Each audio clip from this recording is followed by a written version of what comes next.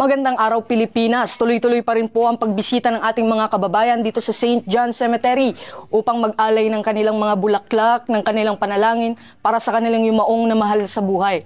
Patuloy rin po ang ating kapulisan sa pagpapanatili ng kaayusan at kaligtasan ng ating mga kababayan upang maitawid nila ng matiwasay itong pagdiriwang na ito ngayong araw. Patuloy pa rin ang pagdalaw ng mga kababayan natin sa iba't ibang sementeryo sa bansa upang alalahanin ang kanilang mga yumaong mahal sa buhay ngayong Nobyembre 2 taong kasalukuyan. Kasabay nito, nagpapatuloy rin ang Philippine National Police sa pagpapatupad ng mga hakbang para matiyak ang ligtas at payapang pagdiriwang ng Undas 2025. Sa ilalim ng direktiba ni Acting Chief PNP, Police Lieutenant General Jose Melencio Nartates Jr., nananatiling naka-heightened alert ang lahat ng unit ng pulisya sa buong bansa. Nagpapatrolya ang mga pulis sa mga sementeryo, terminal at pangunahing lansangan upang maiwasan ang anumang krimen o kaguluhan.